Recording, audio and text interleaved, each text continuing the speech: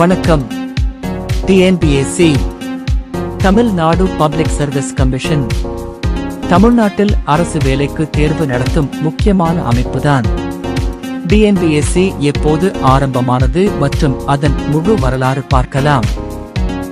1929ஆம் ஆண்டு மெட்ராஸ் சட்டமன்ற சட்டத்தின் கீழ் மദ്രാஸ் சர்வீஸ் கமிஷன் உருவாக்கப்பட்டது. இது இந்தியாவில் உருவான முதல் மாகாண பப்ளிக் சர்வீஸ் கமிஷன் ஆகும்.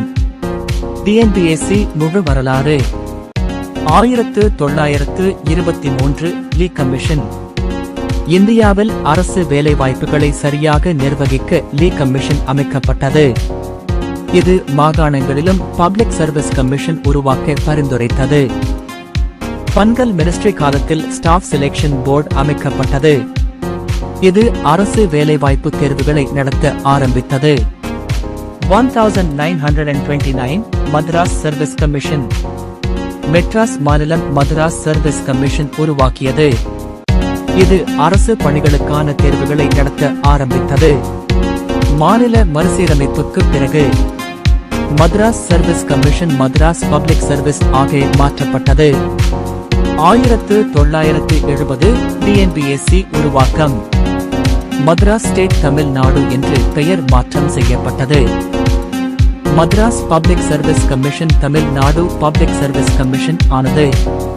டிஎன்பிஎஸ்சி முக்கியமாக செய்யும் பணிகள்: அரசு வேலைவாய்ப்பு தேர்வுகள் நடத்துதல், பணியாளர் தேர்வு, பதவி உயர்வு ஆலோசனை, அரசு சேவை விதிகள் உருவாக்க ஆலோசனை, துறை தேர்வுகள் நடத்துதல். இந்த அதிகாரங்கள் இந்திய அரசியலமைப்பின் ஆர்டிகிள் 31(5), 32(3) அடிப்படையில் வழங்கப்பட்டுள்ளன. சுருக்கம்.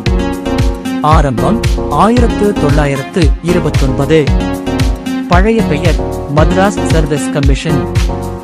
1957 மദ്രാஸ் பப்ளிக் சர்வீஸ் கமிஷன்.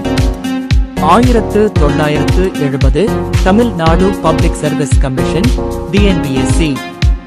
இதன் தலைமையகம் சென்னை. பணிகள்: அரசு வேலை தேர்வு நடத்துதல்.